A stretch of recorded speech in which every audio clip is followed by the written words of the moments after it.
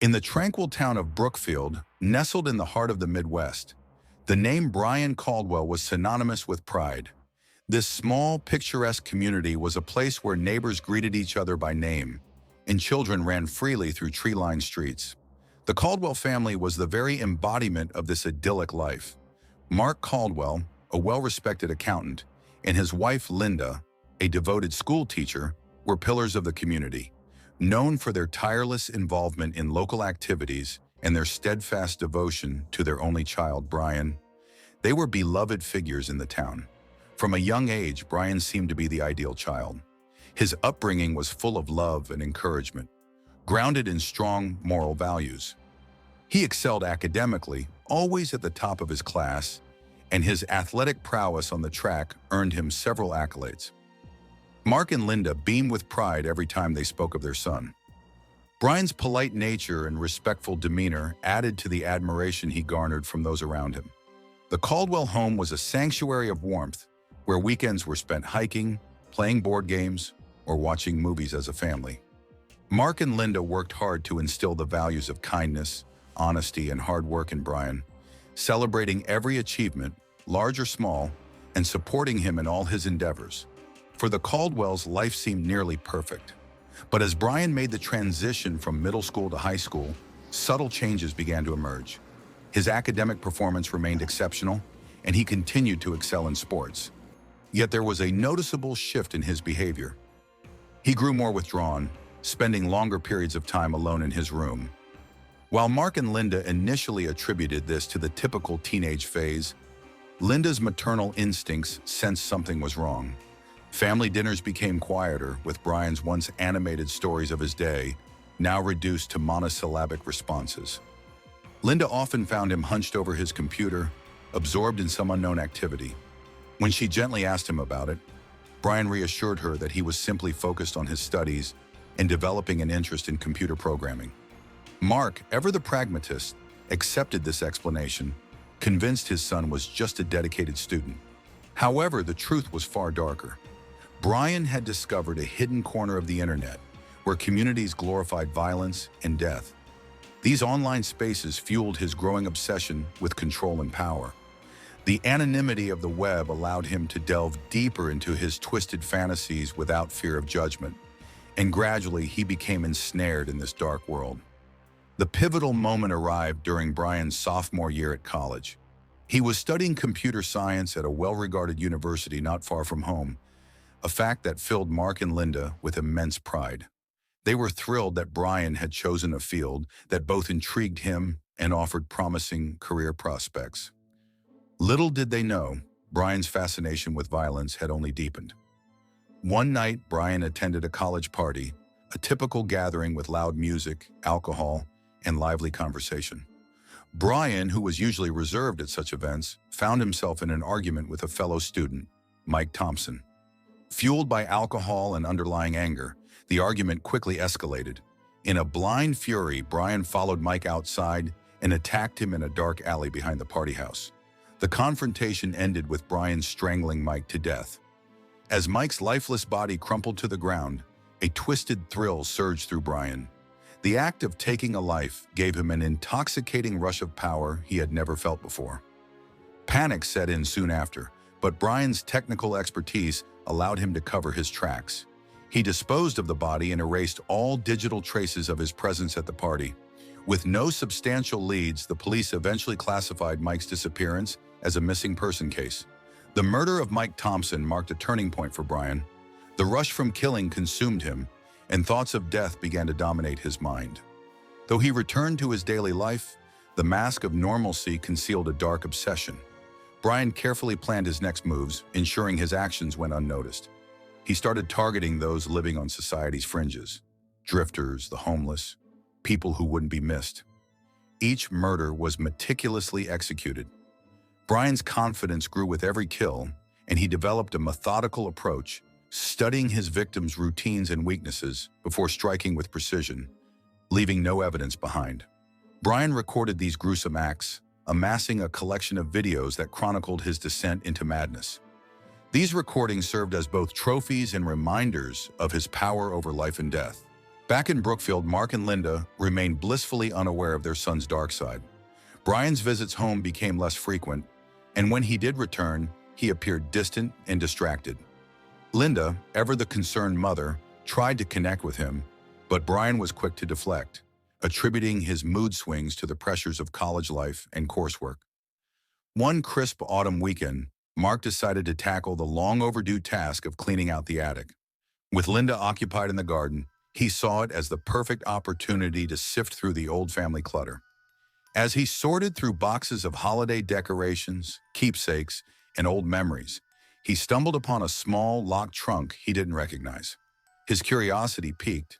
Mark retrieved a key from a nearby drawer and unlocked it. Inside, he found an assortment of DVDs, each one carefully labeled with a date. Puzzled, he selected one and took it downstairs to the living room. Linda, noticing his distracted expression, joined him as he inserted the DVD into the player. As the video began to play, the screen flickered with a shaky handheld recording. The distorted audio crackled, filling the silent room with an eerie hum.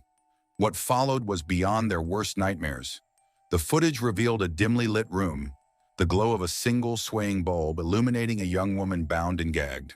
Her eyes were wide with terror, darting frantically, pleading with the camera, as though she could see the horror that lurked behind the lens.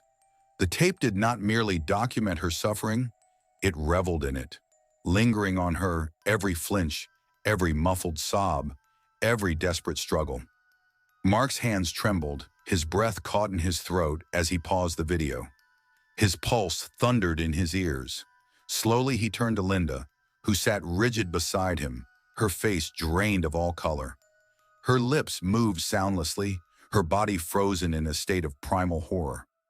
They both knew what they had seen, yet their minds rejected it, clung to some impossible hope that they were mistaken.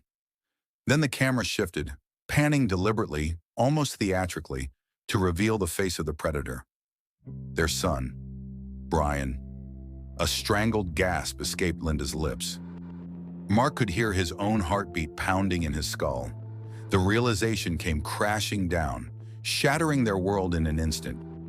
Their beloved child was a monster, a killer, a predator who hunted in the darkness, unseen and unsuspected. The days that followed blurred into a nightmare of disbelief and anguish. They were tormented by questions that clawed at their sanity, by an unbearable, suffocating guilt. How had they missed the signs? Had there been signs? What had turned Brian into this? They agonized over what to do. They debated confronting him, but fear gnawed at them. What if he denied everything? Worse, what if he didn't? What if the boy they had raised, the child they had loved, looked them in the eyes and admitted to these horrors without a flicker of remorse? And what if he decided to silence them too? Mark and Linda resolved to gather evidence before taking action. Each night, as Brian slept just a few rooms away, they cataloged every gruesome detail. The trunk of DVDs held more than just horror. It contained dates, victims, trophies of a life lived in shadows. The knowledge of what they harbored under their roof grew heavier with each passing hour. Sleep became a distant memory. Every creak of the floorboards sent their hearts racing. Every shadow seemed to stretch and whisper of unspeakable truths. When Brian visited next, they were ready. The trunk sat on the coffee table, its contents a silent accusation. Mark, his voice a fragile thread of control, told Brian they had watched the tapes. Brian's reaction was more horrifying than anything they had imagined. He didn't flinch. He didn't deny it. He smiled. Calmly, methodically, he confessed. He described the thrill, the careful planning, the power he felt. His voice was eerily detached, clinical, as if he were recounting a particularly interesting puzzle.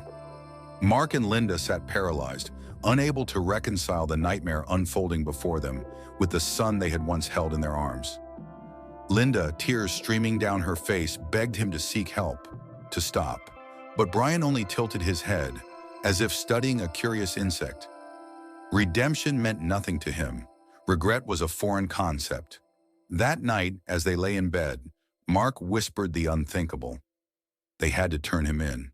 They could not let him continue. But Brian had anticipated their betrayal. While they slept, he drugged them. The bitter taste in their mouths, the sluggish heaviness in their limbs as they awoke, told them everything. And when they stumbled into the living room, they found the trunk empty. Brian was gone, and so was the evidence. Despair clawed at them, but Mark had foreseen this possibility. He had copied the videos, hidden them away, a last desperate safeguard against the monster their son had become. With no time to waste, they rushed to the police, their hands trembling as they handed over the truth. What followed was chaos. The revelation sent shockwaves through their town. A manhunt was launched, Brian's face plastered across every screen. But Brian was cunning. He slipped into the shadows, adopting new identities, hiding in the cracks of forgotten places. Yet the hunger inside him would not be denied. His killings became reckless, messy, no longer the careful, calculated work of a mastermind, but the desperate acts of a cornered beast. His victims piled up, and with them, the urgency to stop him. For Mark and Linda, life became an endless punishment. Their neighbors whispered behind closed doors. The air in their town grew thick with blame, with fear, with the ghosts of the dead. Linda crumbled under the weight of it, withdrawing from the world. Mark buried himself in routine, pretending that the horror had not consumed him whole. Months passed. The trail went cold. Then a tip. A small-town sheriff recognized Brian's face, and the chase reignited. Cornered in a decrepit motel, Brian did not run. He did not surrender. He fought. The standoff stretched into the night, bullets splintering the walls, the air thick with tension. Negotiators pleaded, tried to reach whatever remained of the boy he once was. They spoke of his parents, of a way out. Brian only laughed, a low, hollow sound, void of anything human. When the end came, it was violent. The FBI stormed the room, overwhelming him. Even then, as they forced him down, his face was unreadable. He had lost, yet he did not seem defeated, as if he had known all along that it would end this way. The trial was swift, the verdict inevitable. Mark and Linda sat in the front row, their faces carved from grief. Brian, shackled, did not spare them a glance. As the sentence was read, he smirked. Unrepentant, empty.